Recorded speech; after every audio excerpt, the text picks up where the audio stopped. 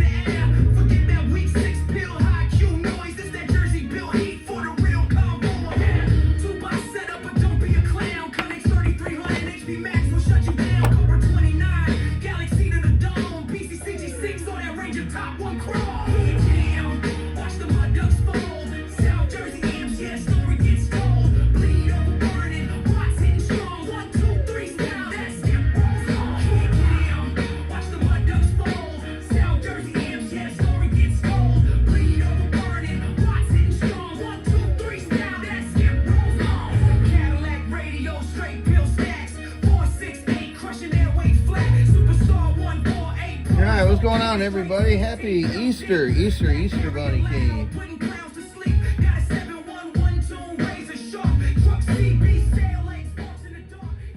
Easter Betty came, Easter Bunny came. Alrighty, so happy Easter to everybody. And I decided to do this one tonight just because I knew kind of everybody would be hanging out around their phones, poking it out, just like their belly be poking out. With that said, got kind of a neat little build here, and it was nice to do this because it gives me something to compare to again, a recent comparison. So in the notes, or the description I should say, is actually the two 2290s in here are the Toshiba original Toshiba transistors. So Chuck Bunner, thanks for that. He sent those over for a guy that really wanted the Toshibas, and I said, you know, I'll put it together as long as it's brand new. So two brand new Toshibas went into this brand new unit. So let's take and get the skins ready, get the phone ready, and we'll get into this stuff. All right, so as we're taking things apart, obviously you've seen it had a little fan grill, 92 millimeter fan grill in there. It has a 92 millimeter fan. So nice little box. I brought, you know, it's really nice to bring the Psycho zip line back in. I don't have the sheet completely done so I can post it up, but if somebody's wanting a Psycho zip unit, they are custom to color. So you will have to be able to pick a couple different colors as far as that goes, just like I used to do. So look at those little old Toshibas. All right. So this is kind of like looking at a dinosaur. Now, this is good news for this dinosaur. It's going to live for a really long time. I highly doubt you're going to break your driver. If you do, you're doing something really, really bad. So there's just a basic Toshiba circuit in here. So it's no big secrets or anything. It's just a nice little build, cute little three transistor cabinet, and then we put two 2290s in there. So there you go. So that is a little Psycho Zip Toshiba, a little special 101, 001 I should say. That's that unit. Now, the 8 is pretty much the same as the South Jersey. You have colors, a few other things in here changes, but with that said, this would be the Psycho Zip 8. And again, I leave room so I could upgrade this if customer ever wanted to. I left myself this whole area here so I can put a 1 or a 2 pill stage in there. Typically it'd be a two transistor stage to drive this correctly. Two 2290s, 1446s, 454s, they all work really well. You could go with 2879s if you wanted to. It's each their own. So if you want something to last, think about how much you're driving it into, and that's why we take the calculator out when we get into this stuff. So that said, wanted to take a second and say again, happy Easter to everybody. Now, one thing I did want to point out, and everybody knows it's kind of stating the obvious here, but I'm going to just make it a point to say that every video and everything that I do to the units that I built is for what I love to do, and to do it for the better good of the hobby. So for me to sit here and talk to nobody that's in here, I'm just talking to a telephone basically, but you guys are on the other end. I try to demonstrate for free every test on every unit that I do. Now, if you're a builder, you should probably do this, and then the sales guy wouldn't have nothing more to do but sell the box. But with that said, I'm doing this stuff for free out of the goodness of my heart for the better good of the hobby. So if you guys can take and wrap your heads around that a little bit, you can listen to your friends and they can say run a 3-foot, run a 9-foot. I don't know. That word comes up a lot. I don't know. I've been incorporating these coax lengths, velocity factors, numbers, everything to educate you guys again for what? Free. But I really enjoy to do it. And that's why I continue to do it. So you're not going to catch me saying, oh yeah, man, I'll make you a video, but it's going to cost you some money. No. I build something. I put a lot of time looking down into these things and finessing the boxes and making sure they're working properly. So with that, let's just take and fire this thing up. So we're going to run a little 2 transistor unit first, and we'll just go on through this one. And it's going to be kind of hard to see in its slug. Oh, I can see it on this one. Okay. So here we go. Let's light this thing up. Hold on just a minute.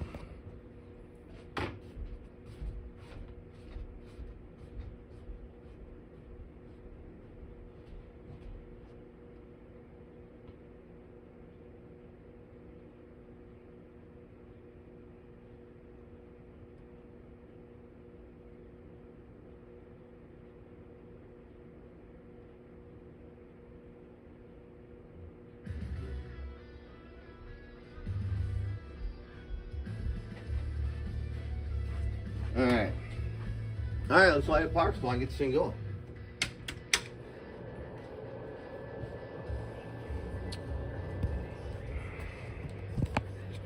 Here's how we're going to do it. We're going to run these two 2290s, Toshiba 2290s, and I haven't turned on the radio yet.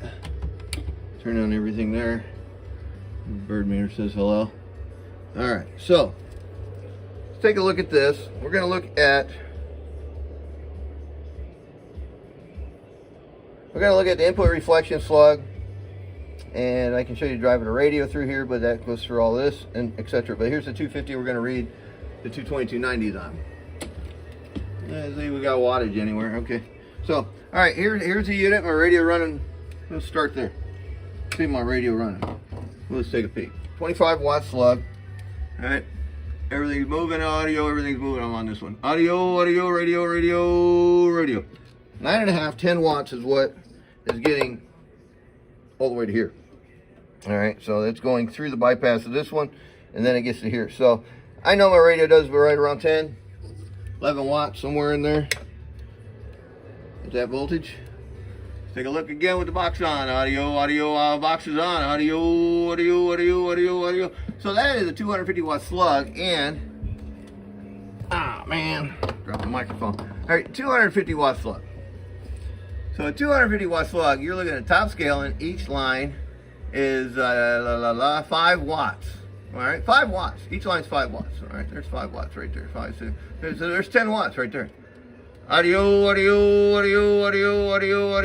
So I'm doing 105, 110 watts on that one. Let's see what it says over here on this one here. See if it reads it. Audio.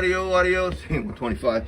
Well, that's the difference between having a slug closer to the wattage that you're going to run. Why do we want that? All right.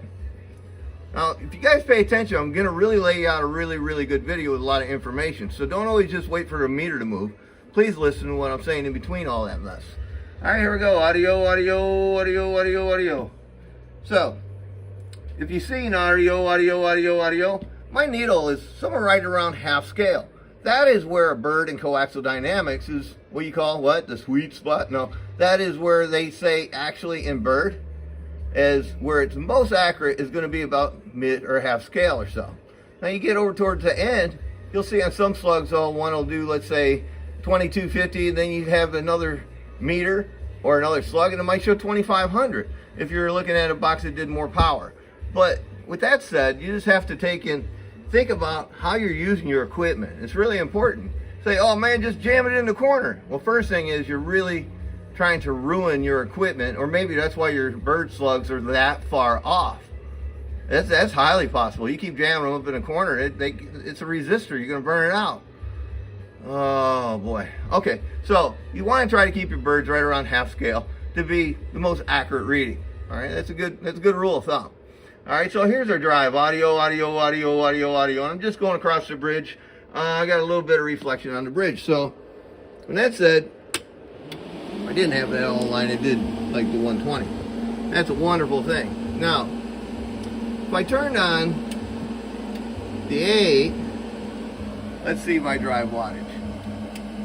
Audio, audio, audio, audio, audio, audio. You see how it let that little extra power come through. But now, I didn't forget about you, my little friend, Peeker Tweaker. Yeah, I didn't forget about you. Here you go. So the Peeker Tweaker side of the 22290s with the potentiometer wide open. Audio, audio, audio, 1, 2, 3, 4, 5, audio, 1, 2. Can't make that any better or any worse. 275 watts out of 222 Toshiba 2290s. Cool. All right. Actually, this one does right at same 300 watts. It's got two 2879s in it. So, good. Good is good. All right. Let's turn on 8. And let's take a look at our slugs again. We're going to look at a 25 watt input reflection slug, 250 watt slug. It's going to measure my driver power. Then we're going to look at 2500 on the digital Dave, and 1000 and 2500 on the analog, both peak on the 2500 and the RMS. All right, so we're giving this pretty much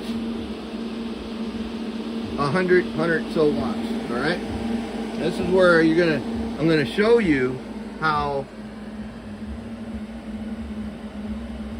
the calibration could be farther off as you get towards the ends on these.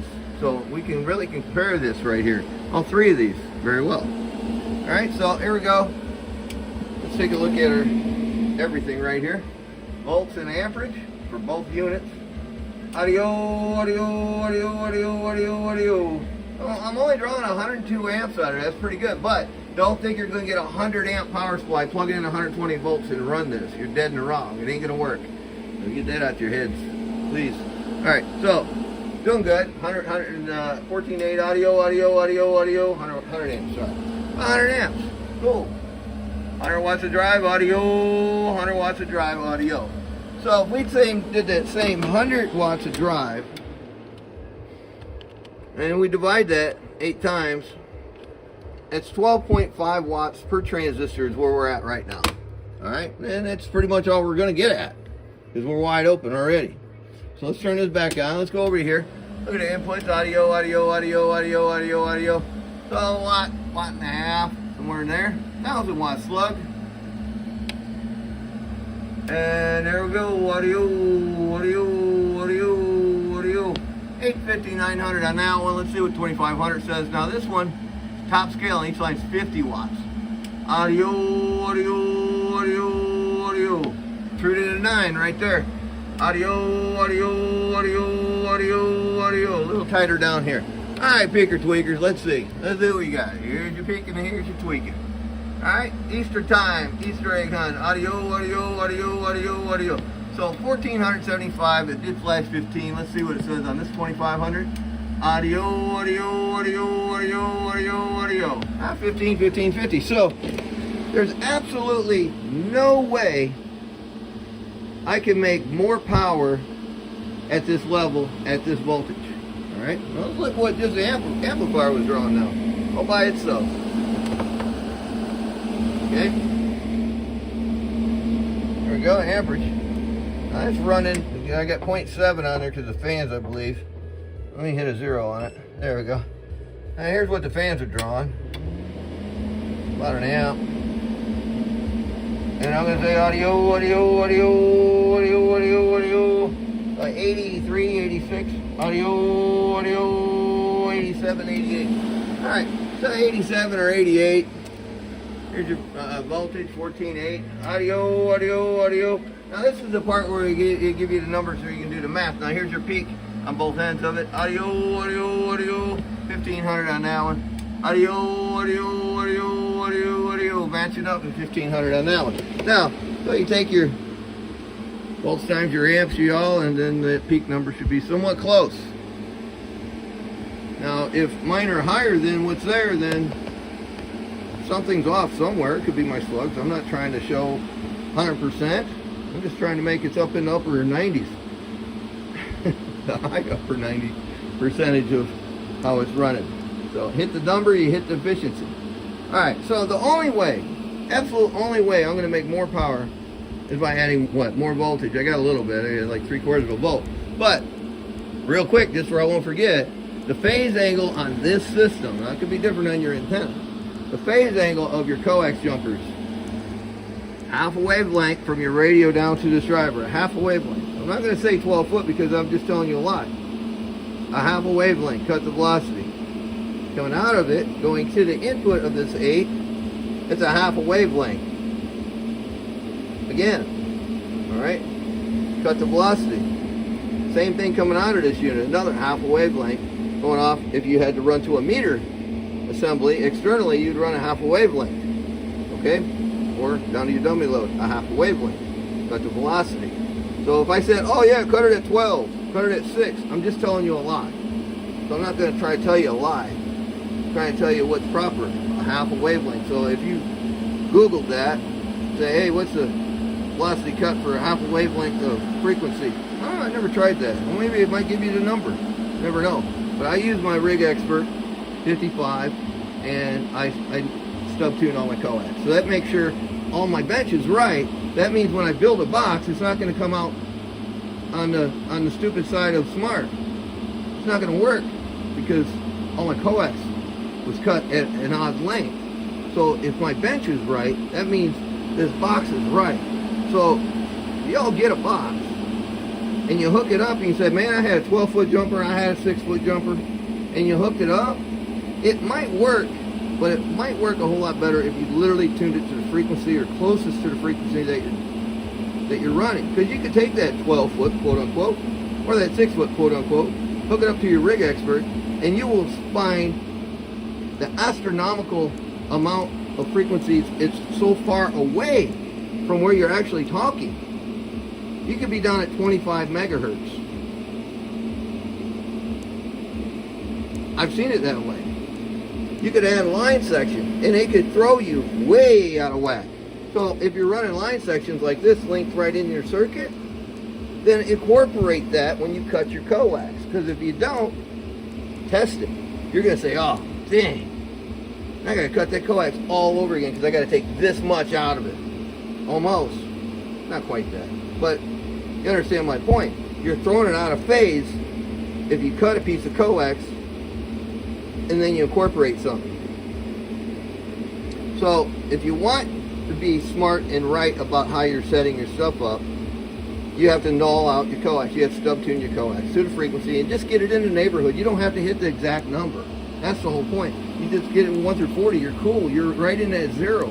You're in that zone. 20 channels away, you're in that zone. You're good. Better than being on 25 megahertz. So at the end of it, the only way I can, again, where we left off, is to make more power is to add more voltage.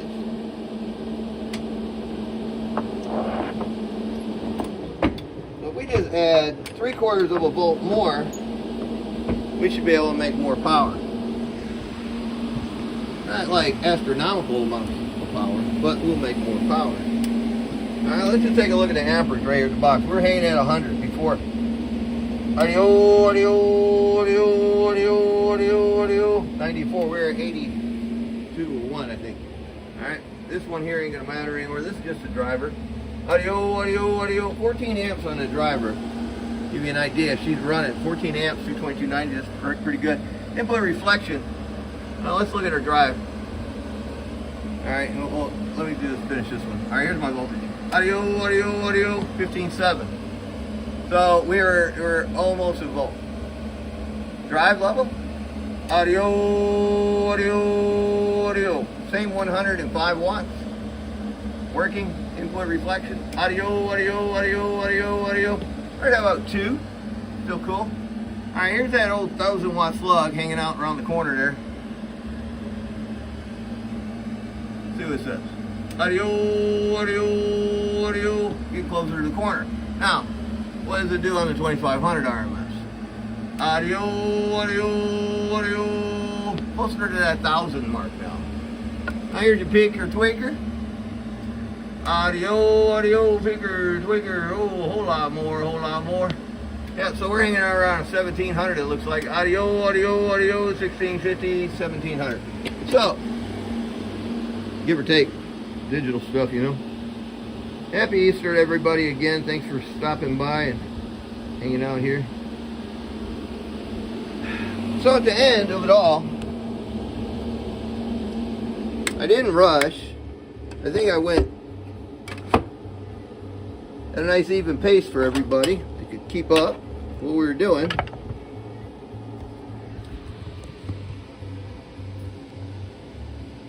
And every video I do, I really, it's a premium video. I try to not forget things. 63 in Boston, what's happening, man, Nick?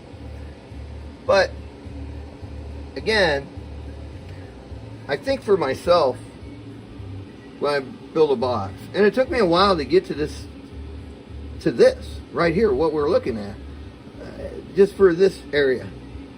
Just wanted to keep that open.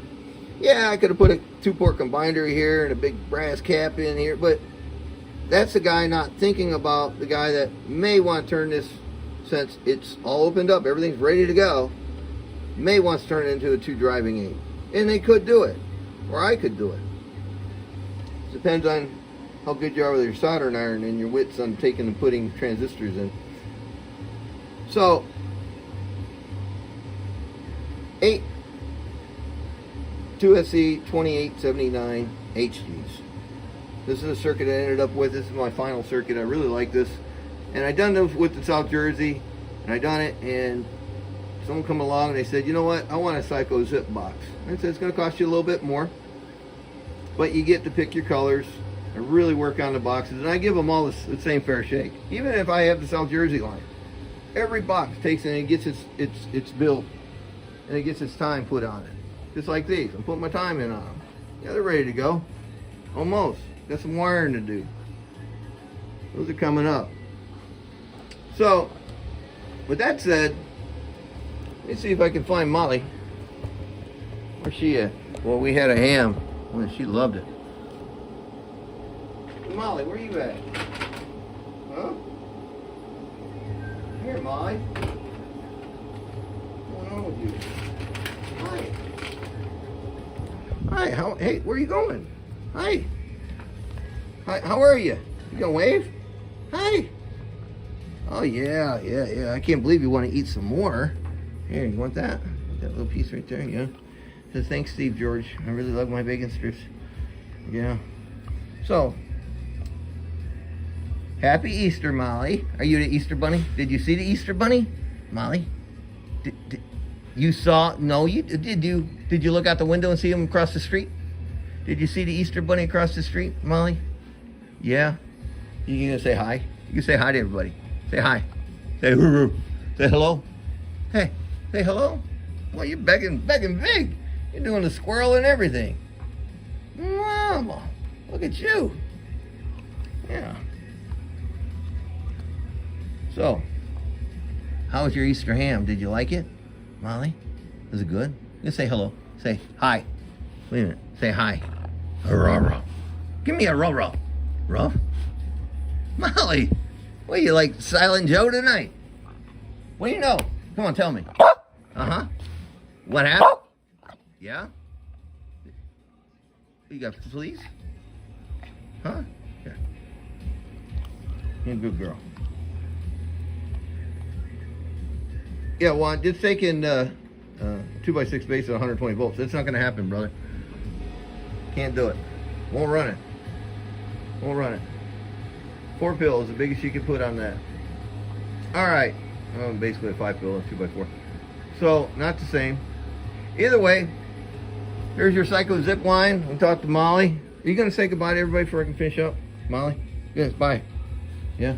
Here. Ready? Go get it.